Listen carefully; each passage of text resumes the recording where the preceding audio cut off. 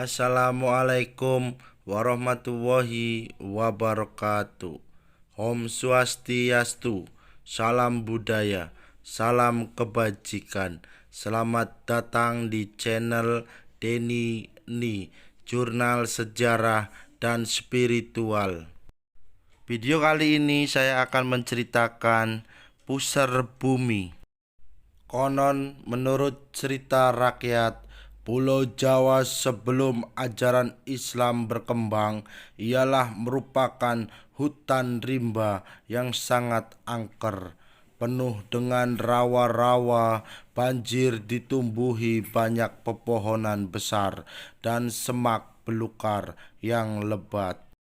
Pada suatu masa kala itu, di salah satu puncak gunung ada seorang petapa bernama Pendeta Bagral Banjir. Gunung tersebut ialah Gunung Ciremai. Sang pendeta Bagral Banjir melakukan tapa demi meminta kepada Sang Yang Tunggal agar diberi ilmu wijihening srandil dan kesempurnaan hidup. 15 tahun Pendeta Bagral Banjir bertapa di puncak Gunung Ciremai. Tak sia-sia keinginannya dikabulkan oleh Sang Yang Tunggal. Bersamaan dengan raga sukma, ilmu wijihening srandil merasuk ke tubuh Pendeta Bagral Banjir. Sang pendeta langsung merasakan tubuhnya menggigil kedinginan. Akhirnya Pendeta Bagral Banjir pingsan, tak sadarkan diri.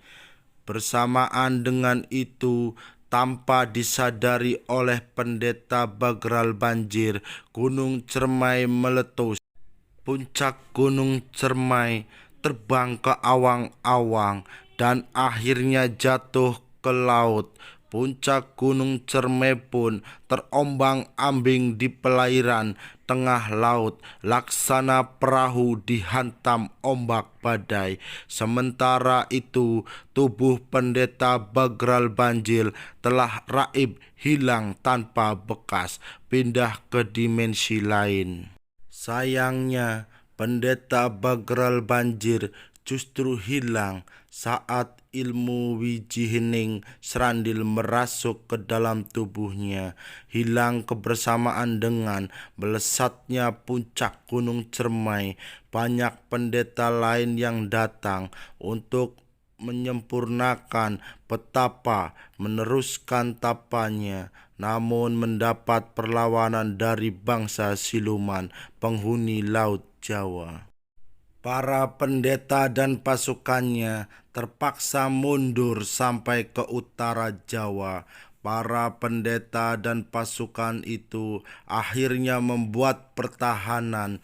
Dalam keadaan terdesak, tiba-tiba datang seorang sakti mandraguna, yaitu Resi Wisesa. Akhirnya pertempuran para pendeta dan pasukannya yang selamat dari serangan para siluman berkat bantuan Resi Wisesa. Kondisi mulai aman. Resi Wisesa pergi entah kemana. Para pendeta dan pasukan dipimpin oleh Resi Giling Wesi pergi ke selatan dan mendirikan pemukiman. Pemukiman tersebut menjadi kerajaan bernama Madang Kamulan. Raja pertamanya ialah Resi Giling Wesi sendiri.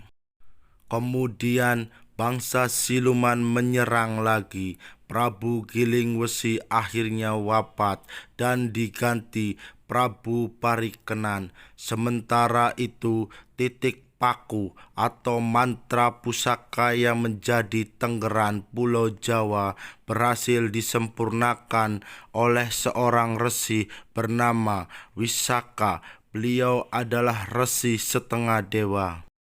Resi Wisaka berasal dari negeri para dewa atau parahyangan. Resi Wisaka mendengar tentang negeri Madang Kamulan, kerajaan yang akhirnya dikuasai Dewata Cengkar. Resi Wisaka mendengar kabar rajanya tidak baik kepada rakyatnya. Resi Wisaka berniat membebaskan rakyat dari kedoliman Raja Prabu Dewata Cengkar. Sekian ratus tahun pun kisahnya berlalu.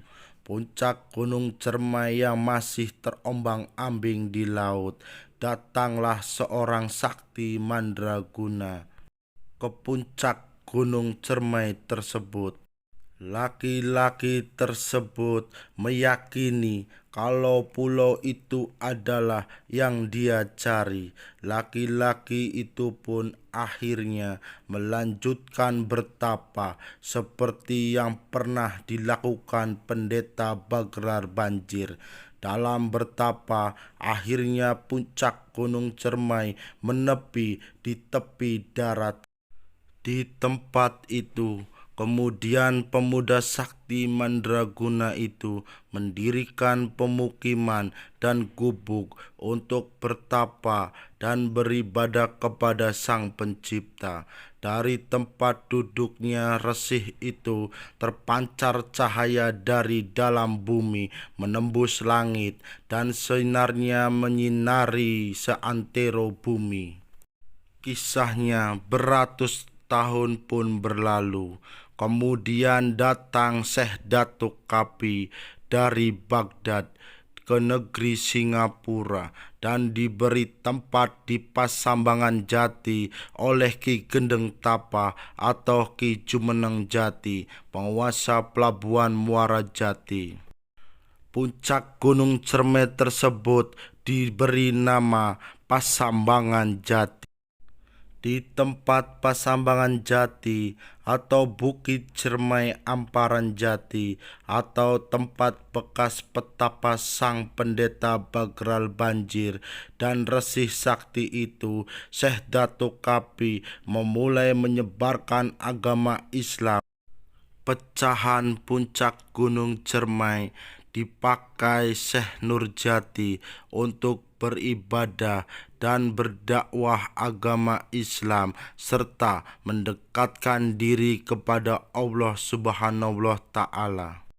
Bekas letusan Gunung Cermai yang terombang-ambing di laut itu akhirnya diberi nama oleh Syekh Nurjati, yaitu Pusar Bumi, karena di situ awal cikal bakal agama Islam menyebar, dan di tempat itu menimbah ilmu Pangeran Cakrabuana Nyi Rara Santang, putra Prabu Siliwangi dari kerajaan Pajajaran, termasuk Sunan Gunung Jati, Sunan Kalijaga, dan Syekh Siti Jenar, merupakan murid Syekh Datul Kapi yang dipergunakan untuk menimbah ilmu mereka.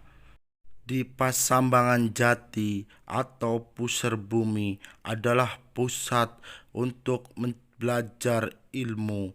Pusar Bumi adalah pusatnya bumi, pusatnya penyebaran agama Islam, dan pusatnya untuk berguru ilmu. Di sekitar Pusar Bumi pun terdapat makam Syekh Datuk Kapi atau Syekh Nurjati. Letak Pusar Bumi di Desa Astana, Kecamatan Gunung Jati, Kabupaten Cirebon, Jawa Barat. Sekian dan terima kasih. Jangan lupa like, komen, subscribe, dan share video ini.